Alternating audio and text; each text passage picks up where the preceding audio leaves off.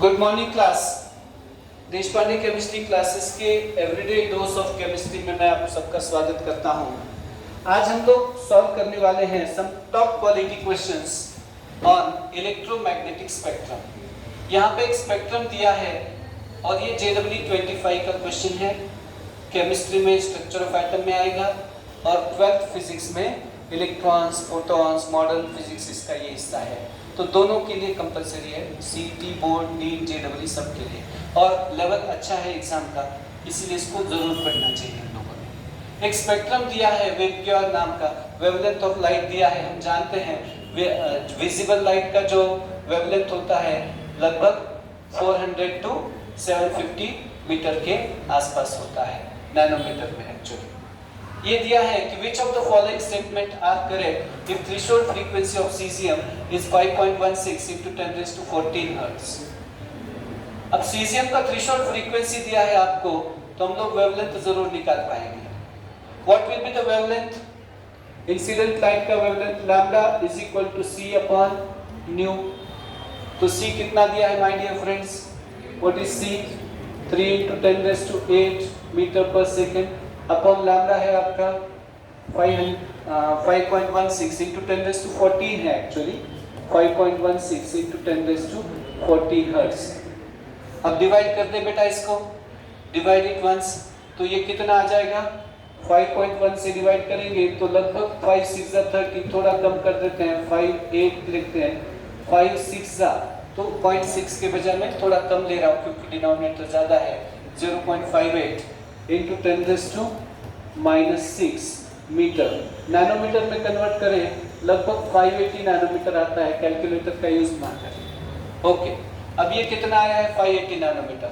मतलब incident light जो metal के ऊपर आया है, सीजियम मेटल के ऊपर, उसका जो वेवलेंथ है 580 नैनोमीटर है। ये लगभग येलो लाइट के आसपास है, इधर है जो इंसिडेंट लाइट है।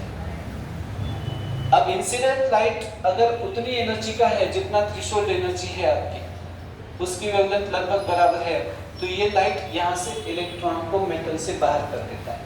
और यह जो इफेक्ट है इसको हमने क्या नाम दिया है? Photo electric effect. अगर आने वाले की एनर्जी कम है तो इलेक्ट्रॉन इजेक्ट नहीं होंगे और ज्यादा है तो हो सकता है। ओके, अब ये बात चल रही है, एक एक स्टेटमेंट दिया है। When cesium is placed inside vacuum chamber with ammeter connected to it and yellow light is focused on cesium, ammeter shows presence of current। तो ये बिल्कुल सही है, it is true, क्योंकि येलो लाइट जब आएगा तो 580 का वेवलेंथ है हमारा इंसिडेंट का, और येलो मतलब बिलो 600 है, तो बिलो 600 है तो आप लोग मानिएगा कि उस लाइट में उतना एनर्जी है, उतना फ्रीक्वेंसी है कि वो फोटो इलेक्ट्रिक इफेक्ट दिखाए। कितने ट्रू है ये बताना है आपको। When brightness of the light is dimmed, value of current in ammeter is reduced। तो strength of photoelectric current depends on the brightness, intensity of light। तो ये बेसिक रूल है, हमने फोटोइलेक्ट्रिक इफेक्ट पढ़ा है उसमें। When red light is used instead of yellow light, photoelectric current is higher। ये wrong है। रेड लाइट हमेशा मैंने बार-बार बताया है कि वेवगियर में एनर्जी कम होता है, फ्रीक्वेंसी कम होता है, वेवलेंथ बढ़ता है। अब इंसिडेंट का वेवलेंथ ये 580 से कम होना चाहिए, थ्रेशोल्ड वेवलेंथ से कम होना चाहिए, तब ये फोटोइलेक्ट्रिक इफेक्ट दिखेगा।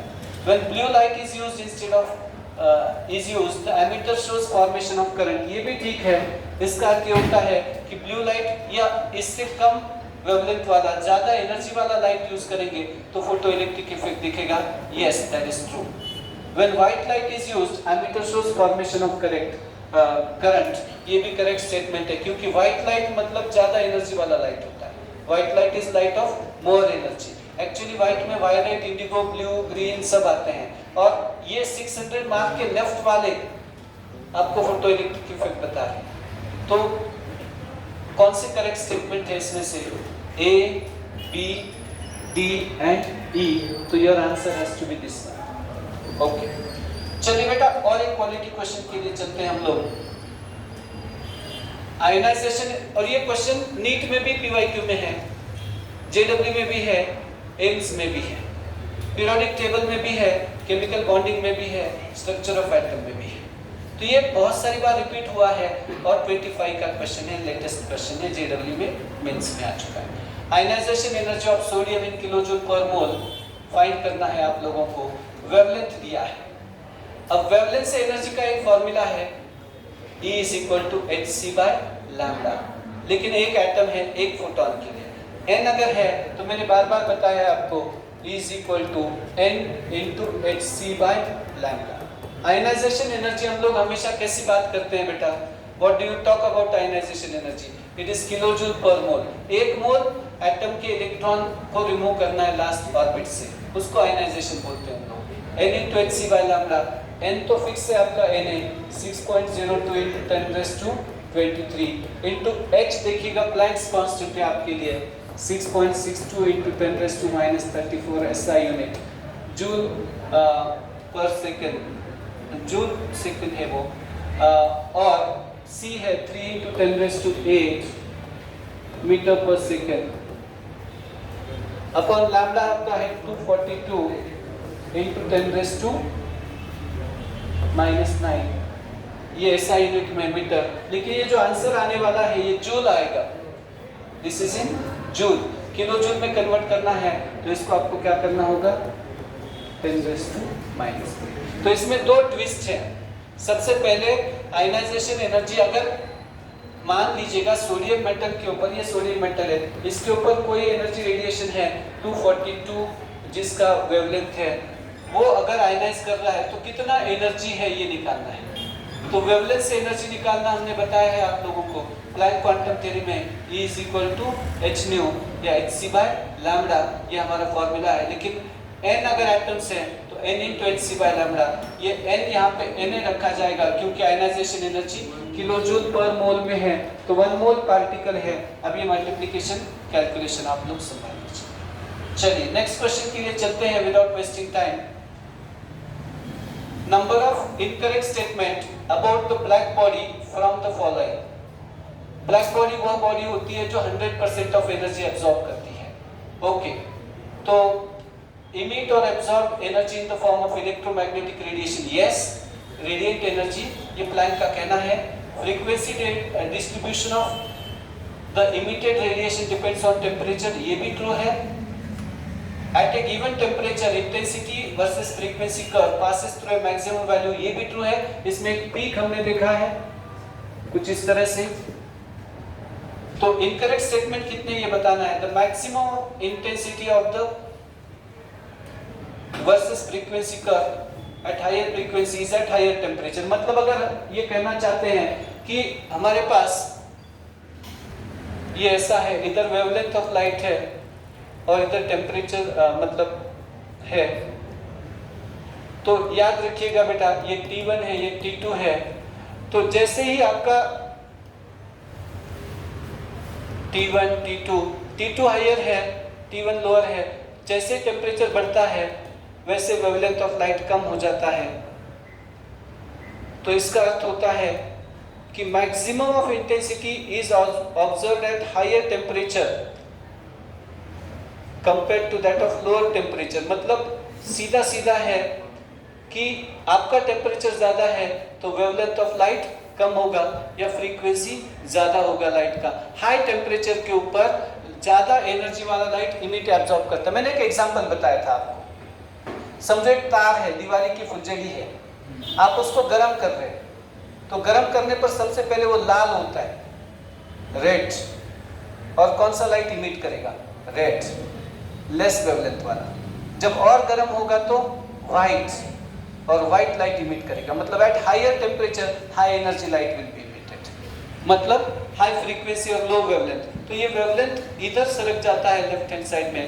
और maximum intensity versus frequency graph, ये जो देखा है बेटा हमने, ये हाई टेम्परेचर पे हाई फ्रीक्वेंसी वाला लाइट, लो मतलब लो टेम्परेचर पे लो फ्रीक्वेंसी वाला लाइट इमिट होता है। तो इसमें से रॉन्ग स्टेटमेंट कौन से पूछा है, ये करेक्ट है, ये करेक्ट है, ये करेक्ट है, ये करेक्ट है, तो आपको आंसर लिखना था 0। न्यूमेरिकल वैल्यू क्वेश्चन है। तो how many of them are wrong, तो 0 आर रॉन्ग। बहुत सारे बच्चे सोचते हैं कुछ ना कुछ तो रॉन्ग होगा ही, तो हम ही रॉन्ग है। वैसे नहीं है, कुछ ना कुछ रॉन्ग। ठीक है, चलिए बेटा आगे बढ़ते हैं। ये उसी टाइप का क्वेश्चन है, एनर्जी डिस्ट्रीब्यूशन वर्सेस वेवलेंथ का ग्राफ दिया है इन्होंने।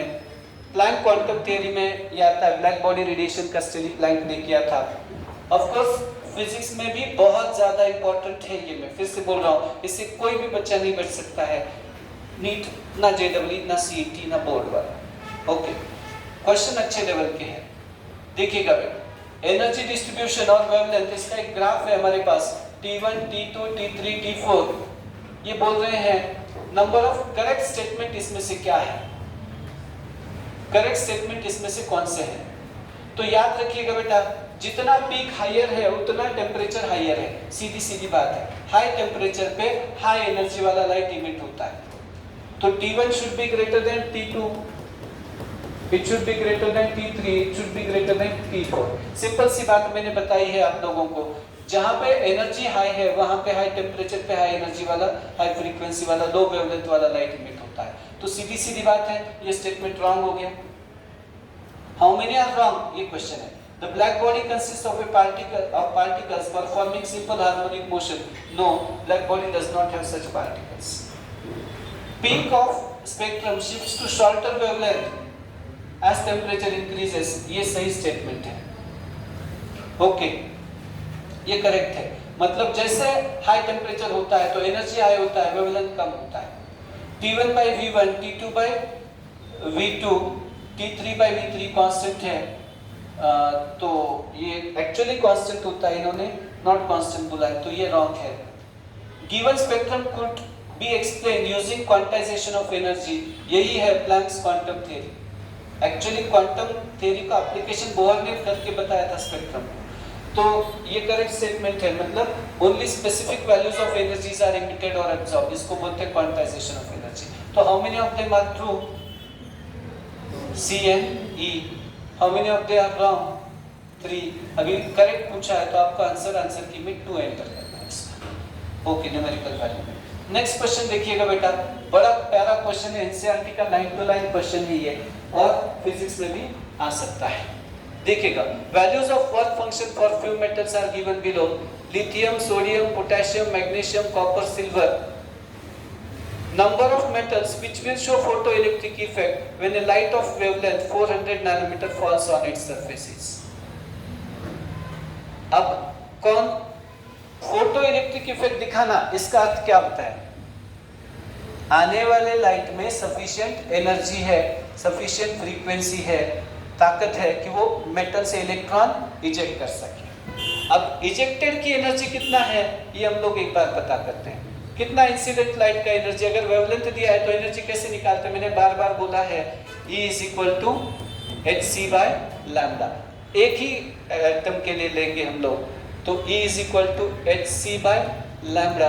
तो एनर्जी कितना है बताएंगे, 6.62 into 10 raised to minus 34 into C कितना my dear friends, C is 3 into 10 raised to 8 upon lambda कितना है 400 into 10 raised to minus 9।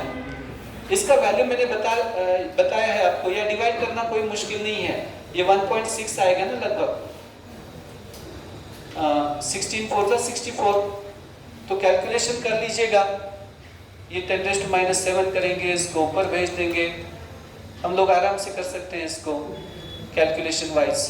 तो ये आता है लगभग 1.65 into 10 raised to minus 7 इधर हुआ था, प्लस 15 हो जाएगा ऊपर गया तो 15 और 34 मतलब 10 raised to minus 19 हो जाएगा ये पूरा कैलकुलेशन अब तक का। ओके, into 3 आएगा, into 3, ठीक है। अब ये आ गया है लेकिन जूल में, जूल का दूसरा अर्थ होता है कूलम वोल्ट, और इन्होंने जो फोटो इलेक्ट्रिक वर्क फंक्शन दिया है वो इलेक्ट्रॉन वोल्ट में है। तो याद रखिए, कूलम वोल्ट को या जूल को इलेक्ट्रॉन वोल्ट में कन्वर्ट करने के लिए इलेक्ट्रॉन से डिवाइड करना पड़ेगा आपको। तो इलेक्ट्रॉनिक चार्ज से डिवाइड करते हैं, 1.6 into 10 raised to minus 19 into 3 upon 1.6 into 10 raised to minus 19, ये कैंसिल हो गया। तो आपका आंसर अप्रोक्स 3 इलेक्ट्रॉन वोल्ट है। तो जे इंसिडेंट एनर्जी 3 इलेक्ट्रॉन वोल्ट है, तो उससे कम वाले मेटल है जिनका वर्क फंक्शन वो इलेक्ट्रॉन इजेक्ट करेंगे, ज्यादा एनर्जी अगर रिक्वायर्ड है तो वो इलेक्ट्रॉन इजेक्ट नहीं करेंगे। तो how many of you don't show photoelectric effect? Magnesium, copper, silver. How many of them can show photoelectric effect? Lithium, sodium, potassium. Common sense रखें। मेरे पास मान लो 300 रुपए है और मुझे कोई चीज वस्तु खरीदनी है तो 220 वाली, 240 वाली, 230 वाली खरीद सकते हैं। क्या 400 रुपए वाली वस्तु मैं खरीद सकता हूँ क्या 300 रुपए में? नहीं। पैसे कितने आए हैं? 3 इलेक्ट्रॉन वोल्ट। कितना एनर्जी आया है? 3 इलेक्ट्रॉन वोल्ट। और रिक्वायर्ड कितना है? 2.4। तो यहाँ से इलेक्ट्रॉन रिजेक्ट होगा और डिफरेंस जो होगा वो काइनेटिक एनर्जी ऑफ इलेक्ट्रॉन होगा। यहाँ पे 2-3 बातें सीखने को मिली है। एक तो जूल का इलेक्ट्रॉन वोल्ट में कन्वर्जन कैसे होता है और ये छोटा सा रिवीजन मैंने दिया है। ठीक है, थैंक यू। तो चैनल को लाइक, शेयर और सब्सक्राइब जरूर करें।